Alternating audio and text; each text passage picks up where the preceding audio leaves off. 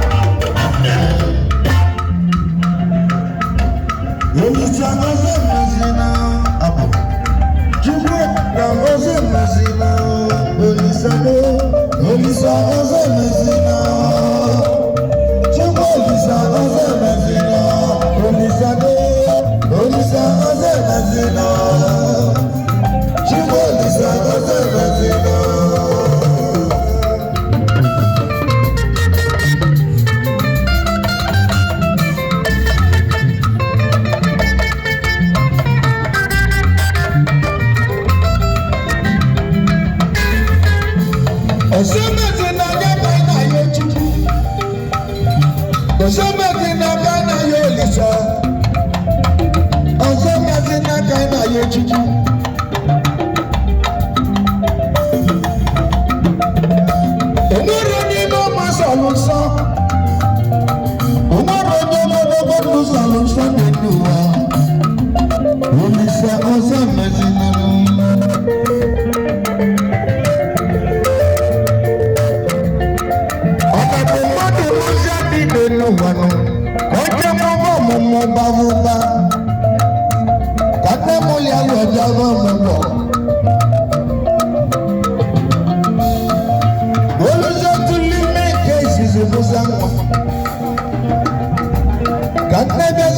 wetasiana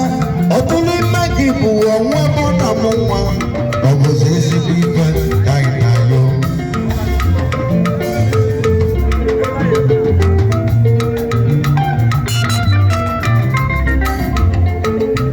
Olisasi menigwe wepụla n'onwe luru elu onye mụmụ ibe ka tonwụla ọmụ maka ma ọ mụlụ n'olili ụwa na ndụnụ gọnama mmụọ ogologo ndụ amaka ọkwa mmadụ nwụta nwazụwa nwunye ọkụma kụziere ya kwesị aga n'iru ịghara nwa gị na-ama mmụọ onye ga-azụlụ gị onye ga-azụzụlụ gị nwa ọ bụrụ na ịmụtara nwa wee n'ama mmụọ onye ga-enyocha obi gị ya gaghị ayọ Chukwu Olisa ọzọ mezina Chukwu Olisa ọzọ mezina Olisa ọzọ mezina Chukwu Olisa ọzọ mezina Olisa ọzọ mezina Chukwu o nwere akụkọ chọrọ ikolu nnụ